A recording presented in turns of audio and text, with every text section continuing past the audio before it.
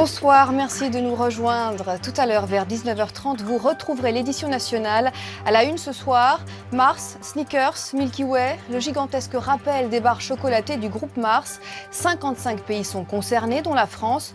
Une mesure de précaution prise après la découverte d'un morceau de plastique dans un produit du géant de la confiserie. L'actualité à présent dans votre région. Un chantier de travaux publics vandalisé à Grigny, dans le quartier sensible de la Grande Borne. Les travaux de désenclavement ne seraient pas du goût de tous. Les dégâts se montent à plus d'1,5 million d'euros. 3 pirates informatiques devant le tribunal correctionnel de Paris. Ces Anonymous avaient dévoilé les coordonnées de plus de 500 policiers en 2012.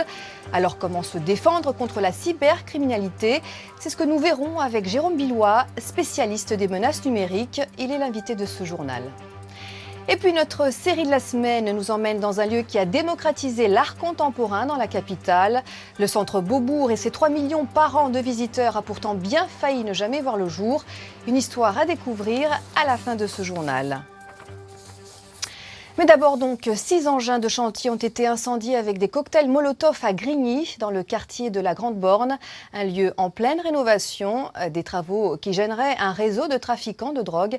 Johan Malka et Yves De Wulf. Camions et pelleteuses calcinés, ces 6 engins ont été visés pour stopper les travaux d'aménagement de la Grande Borne. Dans la nuit de dimanche à lundi, une trentaine d'hommes cagoulés décident de mettre le feu à ce chantier. Les dégâts matériels sont estimés à 1,5 million d'euros. En cause, la construction d'une route au cœur de la cité. La promesse de voir enfin le quartier désenclavé. Mais la rénovation urbaine n'est pas du goût de tous. Les travaux perturberaient les affaires de certains trafiquants.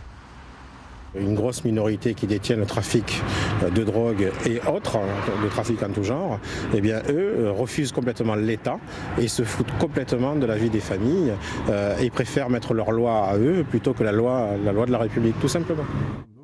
Avec plus de 11 000 habitants, la Grande Borne s'étend sur 2 communes, Grigny, mais aussi Viry-Châtillon. Un quartier marqué par la précarité et un taux de chômage supérieur à 20%. Malgré les incidents à répétition, les 2 municipalités refusent de baisser les bras. Pour changer l'horizon du quartier, la rénovation urbaine doit continuer. Il y a l'ouverture par une voie nouvelle, une rue nouvelle, qui permettra l'accès direct des transports en commun au cœur du quartier. Donc la population attend tout cela avec impatience. Mais certains semblent un peu gênés par tout ça. C'est important pour les habitants, pour qu'ils puissent s'y sentir mieux, pour qu'ils puissent y vivre mieux. Et donc, il faut absolument que les chantiers qui sont en cours sur le secteur soient vraiment sécurisés pour que les ouvriers, le matériel soient sécurisés. Les patrouilles de police seront plus nombreuses. De jour comme de nuit, des agents de sécurité assureront la surveillance des chantiers. Dès aujourd'hui, les travaux ont repris. Un seul objectif, mener à bien un chantier qui devrait s'achever en 2017. De la banlieue parisienne aux stations de ski plutôt huppées comme Megève, un trafic de cocaïne et de drogue de synthèse a été démantelé par les forces de l'ordre. Un réseau qui alimentait des restaurants branchés et des boîtes de nuit. 8 personnes ont été interpellées. Plus d'explications avec Virginie de la Haute-Maison et Audrey Natalizi. 35 000 € en liquide, plus d'1 kilo de cocaïne et une multitude de drogues de synthèse, MDMA, kétamine, un trafic organisé depuis le Val-de-Marne qui alimentait la Côte d'Azur et certaines stations de ski huppées des Alpes. Un réseau un peu paillette, un peu poudreuse, mais qui est assez révélateur de ce qu'on peut trouver, avec l'intérêt de trouver toute une panoplie de produits, même de la résine, vous voyez, même de l'herbe, de façon résiduelle, mais un florilège de produits qu'on a coutume de classer comme les gros stimulants du système nerveux central, alors avec des gros effets néfastes et nocifs. Le principal revendeur, identifié à Vitry-sur-Seine, a été arrêté alors qu'il se rendait à Megève grâce à un travail de filature et d'immersion mené conjointement par la police du Val-de-Marne et la gendarmerie de Chamonix. Au départ, un simple renseignement parcellaire. Donc on a diligenté de nombreuses surveillances et filatures qui ont attesté de la qualité du renseignement. Évidemment, travail de fourmi, rien d'exceptionnel. Beaucoup de surveillance, beaucoup de filatures, beaucoup d'enquêtes de terrain. Et donc on s'est vite aperçu que l'intérêt était de le faire en flagrant délit à l'occasion d'une remise et ce qu'on appelle une transaction. Une dizaine de personnes ont été arrêtées, 5 ont été mises en examen et 4 écrouées. Le fournisseur, objectif principal des enquêteurs, localisé en région parisienne, est quant à lui toujours en fuite. Également dans l'actualité, 3 pirates informatiques se revendiquant du collectif d'internautes Les Anonymous ont comparu devant le tribunal correctionnel de Paris. 3 hommes poursuivis pour avoir mis en ligne les coordonnées de 541 policiers. On va parler de la cybercriminalité avec Jérôme Billois, spécialiste des menaces numériques. Mais d'abord, voyons le compte-rendu de cette audience avec Séverine Larouille et Pierre-Julien Kirs. Auparavant, ils avançaient masqués sur la toile. Aujourd'hui, ils comparaissent à visage découvert.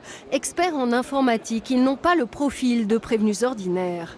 La justice leur reproche d'avoir diffusé en 2012 les coordonnées personnelles de plus de 500 policiers. Ces 3 jeunes hommes se réclament d'un mouvement appelé Anonymous. Ils se sont rencontrés sur Internet via des forums de discussion et auraient chacun joué un rôle dans la divulgation des adresses et numéros de téléphone des agents. Lorsque quelqu'un fait un repérage pour faire un cambriolage, que le cambriolage a lieu, que quelqu'un rentre dans la maison et prend des objets et les donne à quelqu'un d'autre qui sait que ça vient d'un cambriolage. Le premier qui a fait le repérage, il est complice par fourniture de moyens. Le deuxième qui est rentré dans la maison, il a fait le cambriolage. Et le troisième, il est au seller. Eh bien, vous avez les 3 qui sont là. Les prévenus disent avoir agi pour la liberté d'expression. À l'avocat de la défense qui l'interroge, n'y a-t-il pas d'autre manière de défendre la liberté que de le faire derrière un masque? L'un des jeunes pirates répond: on ne se cache pas, on est né avec la technologie, on l'utilise pour manifester des choses. À l'époque des faits, ils avaient entre 18 et 23 ans. Il y a 4 ans qui sont passés, aujourd'hui il travaille, il est installé, donc c'est plutôt des erreurs de jeunesse. Et c'est pas lui introduit frauduleusement sur le site, qu'il n'a pas extrait cette liste-là qui déjà existait sur Internet et qui n'a fait que mettre une espèce de warning en disant attention, la liste est disponible, elle existe, je vous transmets l'information. Le procureur n'a pas fait de distinction entre les 3 prévenus. Il a estimé qu'ils avaient tous agi en vrais pirates informatiques. Il a requis pour chacun d'entre eux 1 an de prison avec sursis et 5 000 € d'amende. Le jugement sera rendu le 22 mars. Jérôme Billois, bonsoir. Vous êtes donc expert en cybersécurité. Pour rebondir sur le sujet, c'est un procès assez rare parce que ces pirates sont rarement démasqués. Bonsoir, oui, c'est aujourd'hui un vrai problème, c'est que les pirates ont souvent des méthodes qui leur permettent de se cacher sur Internet, de masquer leurs traces, des méthodes qui peuvent être soit l'utilisation d'outils qu'on appelle d'anonymisation, pour se cacher, et aussi des méthodes pour rebondir entre plusieurs pays afin justement de rendre la recherche des coupables le plus complexe possible. Est-ce qu'on peut dire que les associations, les entreprises ne se protègent pas suffisamment ? Alors effectivement, aujourd'hui, ce qu'on observe, c'est que les attaquants gagnent beaucoup plus souvent que les défenseurs et qu'il y a un vrai manque dans l'investissement en cybersécurité depuis des années. Ce manque, il existe dans les grandes entreprises, même si aujourd'hui on voit une réaction et depuis 2 ou 3 ans, des sommes de plusieurs dizaines de millions d'euros qui sont investis dans la cybersécurité. Ce manque, il est criant dans les PME, les PMI, les TPE et les associations qui peuvent être aussi la cible de pirates et qui malheureusement aujourd'hui vont manquer de compétences, vont manquer de budget dédié à la cybersécurité. Et comment, nous, les particuliers, comment on peut se défendre contre ce genre d'attaque ? Alors en tant que particulier, le mot-clé, c'est la vigilance. La vigilance dans les messages que vous allez recevoir dans vos boîtes email tous les jours. Ne pas cliquer, ne pas ouvrir des pièces jointes, ne pas croire à la bonne affaire, je dirais ne pas se laisser berner par des attaques qui sont aujourd'hui de plus en plus précises. Et puis il y a des choses à faire sur son ordinateur de manière très simple, s'assurer qu'il est à jour, accepter ces fameuses mises à jour de sécurité proposées par l'ordinateur et également avoir un antivirus et une sauvegarde de ces données. C'est d'autant plus important que depuis quelques semaines, on a une recrudescence d'attaques qui vise à bloquer les ordinateurs, à les stopper et à demander une rançon pour récupérer les données qui sont dessus. Donc surtout, pensez bien à sauvegarder vos données, c'est essentiel. Et alors, quelles sont les motivations de ces cybercriminels ? On distingue 3 grands types de motivations. On a une motivation qui est par exemple l'idéologie. C'est celle qu'on a vue là vraiment avec l'affaire des Anonymous. On est contre quelque chose, on le revendique. On a une deuxième motivation qui là est celle des États qui vont chercher à espionner ou à déstabiliser. On se souvient tous des révélations sur la NSA avec Edward Snowden, c'est typiquement un cas. Et la troisième, certainement la plus courante aujourd'hui, c'est une motivation financière. Les cybercriminels attaquent pour gagner de l'argent. Ils attaquent donc en volant des données et en les revendant sur le marché noir, ou ils attaquent pour réaliser des fraudes directement sur nos comptes en banque ou sur nos messageries. Là, effectivement, ce sont des voyous. Merci Jérôme Billois pour Merci. ces informations. Cet hommage à présent à 2 policiers de la BAC tués sur le périphérique il y a 3 ans. C'était après une course-poursuite avec un chauffard. Le ministre de l'Intérieur Bernard Cazeneuve s'est rendu hier soir dans les locaux de la BAC de nuit à laquelle ils appartenaient. Morgane Prévost. L'hommage est solennel. À l'image de l'émotion qu'avait suscité la mort des 2 policiers en février 2013. Ici, dans ce centre de police où ils travaillaient, mais plus largement au sein de la police nationale. C'est bien la grande famille de la police nationale qui a été très durement éprouvée par cette tragédie. Car quand l'un d'entre vous tombe, c'est toute l'institution qui est frappée. Le 21 février 2013, à 6h du matin, la voiture de service des policiers de la BAC de Paris avait été percutée de plein fouet par un 4x4 roulant à 150 km/h. Cyril Genet et Boris Volkel avaient été tués sur le coup. Le conducteur, alors âgé de 22 ans, était ivre et en défaut de permis. Il tentait de prendre la fuite pour échapper à un contrôle à la sortie d'une boîte de nuit. Il sera jugé aux assises cette année pour violence volontaire ayant entraîné la mort sans volonté de la donner. La SNCF cherche des solutions pour lutter contre la fraude dans les transports. De nouveaux agents pourront bientôt dresser des PV, même s'ils ne sont pas contrôleurs. Des formations ont lieu actuellement pour les employés volontaires. Bertrand Lambert et Laure Bignalet. Joachim est agent d'accueil en gare d'Évry-Courcouronnes depuis près de 15 ans. Mais ce matin-là, contrairement à d'habitude, il n'a pas rendez-vous avec les usagers de la ligne D du RER. Le voici à Saint-Denis pour 3 jours de formation. Pourquoi je fais un relevé d'identité ? Parce qu'il y a une infraction, exactement. Sur la table du formateur, les différents codes dont Joachim va devoir apprendre très vite à se servir. Car d'ici quelques semaines, il sera assermenté. Autrement dit, il aura désormais le droit de constater des infractions et de dresser des PV. Une petite révolution pour lui, qu'il attend avec impatience. Oui, je remplis ça. Pour légitimiser les clients qui achètent leur titre de transport, en premier lieu, et nous, parce que voilà, c'est frustrant de voir des gens qui sautent devant nous, sans pouvoir intervenir. Bonjour monsieur. Bonjour monsieur, je pourrais avoir votre titre de transport. Vous pouvez me le donner s'il vous plaît? Oui, bien sûr monsieur. Est-ce qu'on est bien dans la distance? Non, hein. Pour Joachim, c'est un nouveau métier ou presque. Posture, règlement, montant des contraventions. Joachim a beaucoup à apprendre, y compris ce qui paraît a priori sans importance, telle la position de sa sacoche de service. Eh oui, est-ce que c'est la bonne posture? Est-ce que c'est bien le sac là? Pas top. Allez, on l'enlève. Pourquoi? Bah oui, je peux vous emmener où je veux là. Hein, je vous maîtrise. Pour l'instant, on a à peu près 200 agents candidats, volontaires. On a une centaine de formés, d'assermentés. Et les premiers modes opératoires de prévention, de dissuasion devant une CAB vont commencer à la fin du mois de février, début mars. Opérationnel, Joachim ne l'est pas encore vraiment. Il doit d'abord se confronter à la réalité du terrain avec des exercices pratiques. Bonjour monsieur, je viens de voir que vous venez de franchir régulièrement la ligne de contrôle. J'étais en retard, j'avais mon train et j'étais pressé. C'est un franchissement irrégulier, donc c'est une amende. Ouais. Ah là là. C'est 60 €. Oh là. Une fois sa formation validée, c'est en groupe, avec 3 ou 4 de ses collègues, que Joachim opérera dans sa gare d'origine. Le fait d'être juste devant déjà de la ligne de contrôle, ça incite les voyageurs à prendre un titre de transport. Rarement ce sont ceux qui vont tenter de franchir la ligne de cab en étant présents devant. Donc après, ça sera essentiellement de la discussion et après peut-être verbaliser s'il faut. L'idée pour la SNCF n'est pas de former des contrôleurs au rabais, mais de renforcer en gare la présence d'agents susceptibles de dresser des PV. Aujourd'hui, la fraude nous coûte 63 millions d'euros par an. C'est énorme. C'est l'équivalent de 5 nouvelles rames de Transilien. On en aurait bien besoin. Mais au-delà de l'argent, c'est aussi la vision qu'ont aujourd'hui les clients qui payent et qui voient passer à côté d'eux des gens en dessous de moutons. On veut pouvoir changer cette image-là. Et puis on veut aussi redonner la crédibilité, la légitimité à nos agents. D'ici à la fin de l'année, 250 agents d'accueil auront été assermentés sur les 5000 employés en Ile-de-France par la SNCF. On vient de le voir, la SNCF cherche des solutions pour lutter contre la fraude. Morgane Prévost, bonsoir.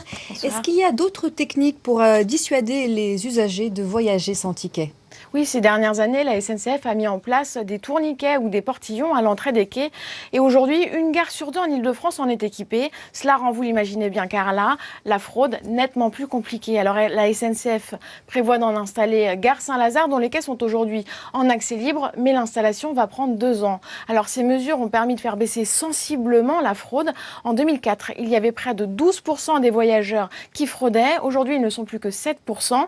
Attention, ce sont quand même des chiffres avancés par la SNCF qui a tendance à sous-estimer l'importance de la fraude. Mais malgré tout, la fraude coûte très cher à la SNCF. Oui, cela a fait perdre 63 millions d'euros à la SNCF l'année dernière. Mais surtout, le problème de la SNCF, c'est que même verbalisés, les fraudeurs sont de mauvais payeurs. 60% des infractions constatées ne sont jamais payées. Mauvaise adresse, faux nom.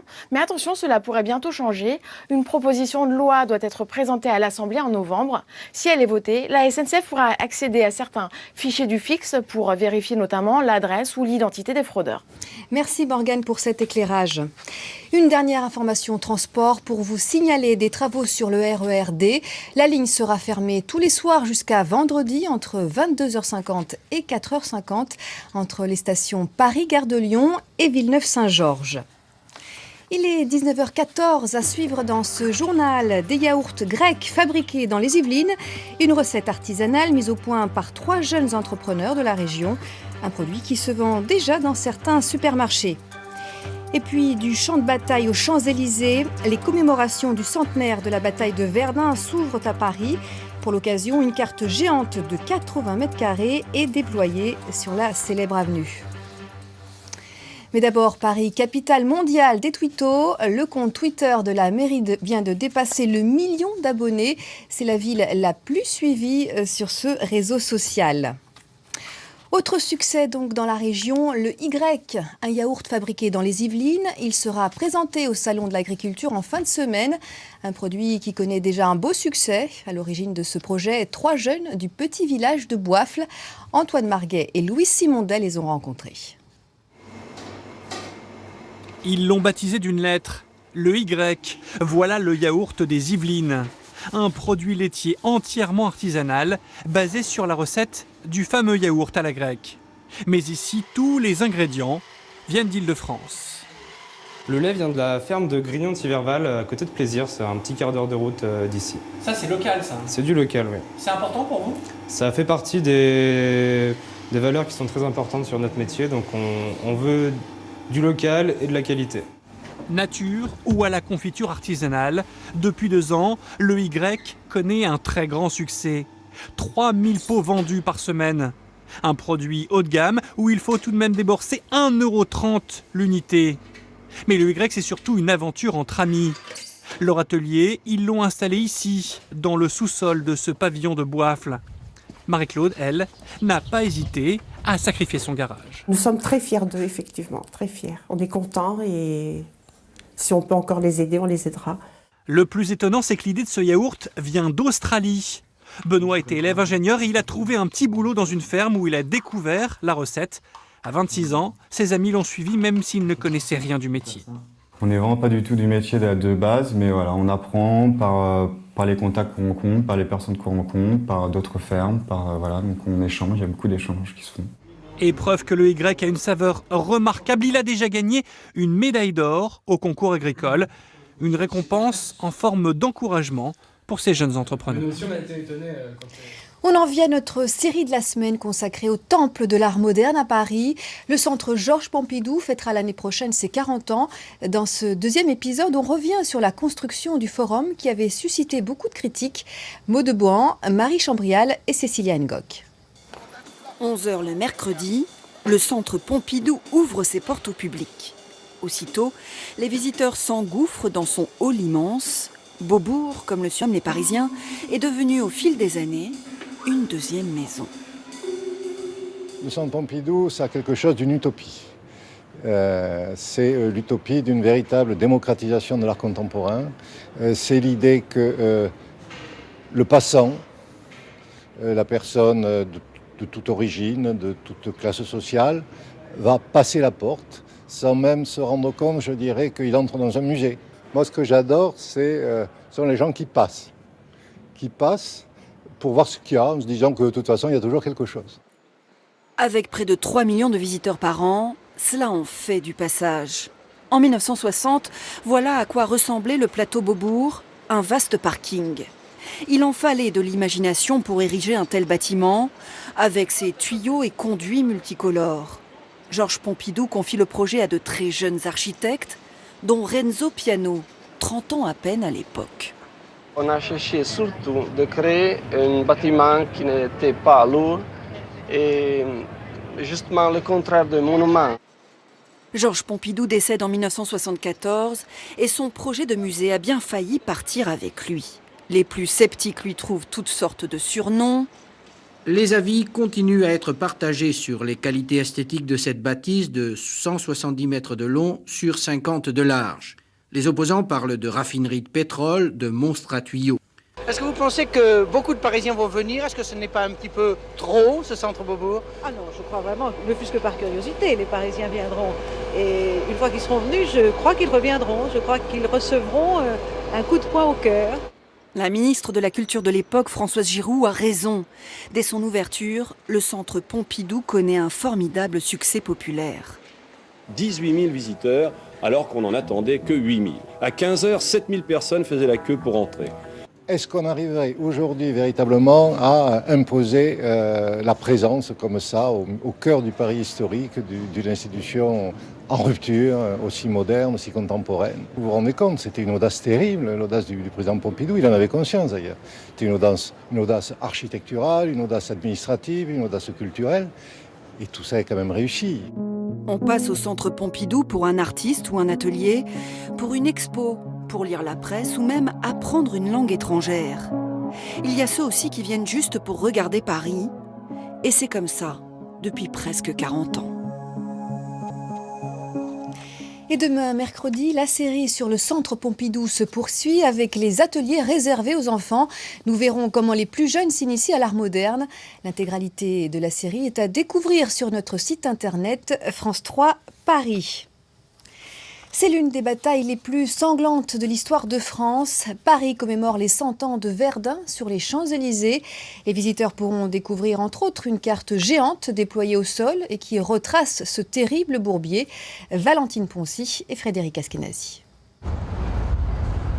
Sur ces champs de bataille, dans le silence, la nature a repris ses droits. Ce sont les cicatrices que porte la terre de Verdun. Ces 40 clichés sont l'œuvre de ce photographe britannique qui, pendant 6 ans, a arpenté les anciennes zones de combat, des photos prises à hauteur de soldats. Quand vous vous trouvez sur un champ de bataille, vous n'avez pas le bon point de vue, parce que vous êtes debout. Les soldats étaient couchés à terre. Toutes mes photos sont prises au ras du sol. D'autre part, je prends les photos très tôt le matin, car c'est le moment où les soldats étaient tirés de leur sommeil et prêts à l'attaque. Cette lumière est la même de chaque côté du front. Les lignes du front ont été retracées sur une immense carte de 80 mètres carrés. Elle permet de prendre toute la mesure de ces 300 jours de combat. C'est pas forcément facile en lisant un livre ou en regardant une émission, alors que sur une carte, on voit bien sur un seul document comment comment se déroulaient les échanges entre les Allemands et les Français. Cimetières et monuments, forts et chapelles, la carte répertorie les vestiges militaires et les lieux de mémoire. On retrouve tous les villages détruits durant la bataille. On les voit un peu partout, même sur la partie gauche de la Meuse. Grâce à la réalité augmentée et aux animations 3D, les visiteurs entrent dans l'histoire et découvrent les sites de Verdun comme si ils y étaient.